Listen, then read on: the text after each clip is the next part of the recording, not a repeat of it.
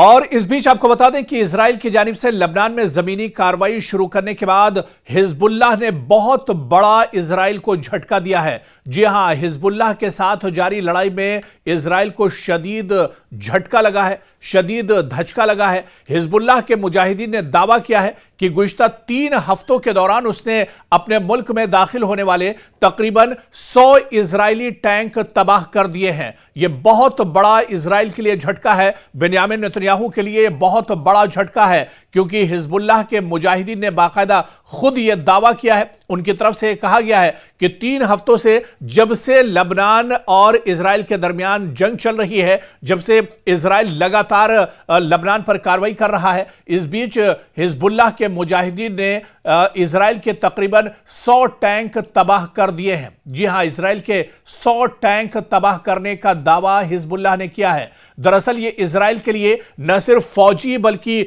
माशी लिहाज से भी बहुत बड़ा नुकसान है, क्योंकि इनमें हर एक मरकावा टैंक की कीमत तकरीबन $6 मिलियन बताई जाती है। जी हां, मरकावा टैंक जो इजराइल का बहुत इंपॉर्टेंट टैंक माना जाता है, और जब भी आईडीएफ या इजराइल की सिक्योरिटी फोर्स कहीं पर बड़ी कार्रवाई करती है तो वहां पर इजराइल मरकावा टैंक को ही आगे रखती है। मरकावा टैंक के जरिए ही वो दरअसल अपने ऑपरेशन को अंजाम देती है। लेकिन इसी मरकावा टैंक के 100 टैंकों को हिजबुल्लाह ने तबाह करने का दावा किया है। यह अभी तक की जंग में इजराइल को सबसे बड़ा झटका बताया जा रहा है, जहां पर हिजबुल्लाह के मुजाहिदीन ने यह बड़ा दावा किया है कि इजराइल के 100 मरकावा टैंक उसने तबाह कर दिए हैं। और माहिरीन के मुताबिक एक एक मरकावा टैंक की कीमत काफी ज्यादा है, और इंटरनेशनल मार्केट में इस मरकावा टैंक की कीमत तकरीबन $6 मिलियन बताई जाती है। सिर्फ एक मरकावा टैंक की कीमत $6 मिलियन बताई जाती है। इजराइल ने, आपको बता दें कि इस महीने के आगाज में लेबनान में हमले शुरू किए थे। हिजबुल्लाह के मुजाहिदीन के मुताबिक सिर्फ 24 घंटों के अंदर जुनूबी लेबनान और शुमाली मकबूजा फिलिस्तीन में कम से कम 21 इजरायली मरकावा टैंक तबाह किए गए हैं। इसके बाद उसके दूसरे दिन यानी जुमरात की सुबह भी मजीद 20 टैंकों को और निशाना हिजबुल्लाह ने बनाया है। और इन दावों के मुताबिक 2 मार्च से अब तक तबाह किए गए मरकावा टैंकों की मजमूई तादाद तकरीबन 100 तक पहुंच जाती है। यानी इजराइल को लेबनान में भी बहुत बड़ा झटका लगा है।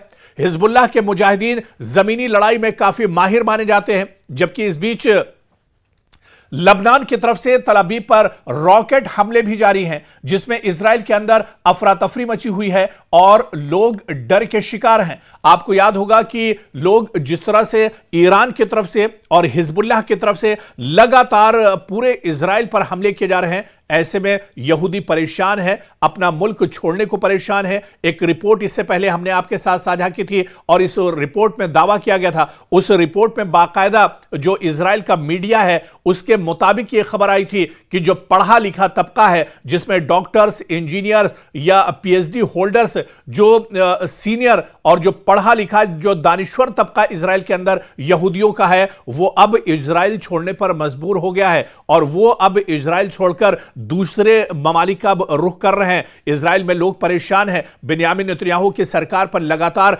एहतजाज किया जा रहा है। लोगों का कहना है कि बेंयामिन नेतन्याहू ने ईरान को दरअसल सही तरीके से नहीं आंका था, जिसकी कीमत आज इजराइल के अवाम को चुकानी पड़ रही है। इसके अलावा इजराइल के अंदर जो अपोजिशन पार्टियां हैं वो भी अब सरकार के खिलाफ आवाज उठा रही हैं। अपोजिशन का कहना है कि आईडीएफ पर बहुत ज्यादा दबाव है, जो सिक्योरिटी फोर्सेस इजराइल की हैं उन पर हद से ज्यादा दबाव एक तरह से बेंयामिन नेतन्याहू सरकार ने बनाया है। लगातार जंग की हालत में इजराइल है, ऐसे में आईडीएफ के जवानों पर बहुत ज्यादा दबाव एक तरह से बना हुआ है। और इस बीच जो हिजबुल्लाह के मुजाहिदीन ने बड़ा दावा किया है और उसमें यह बताया गया है कि जब से यह जंग शुरू हुई है, यानी मार्च की शुरुआत से लेकर मार्च के आखिर तक तकरीबन 100 मरकावा टैंक इजराइल के तबाह हो चुके हैं। दरअसल यह इजराइल के लिए बहुत बड़ा झटका माना जा रहा है।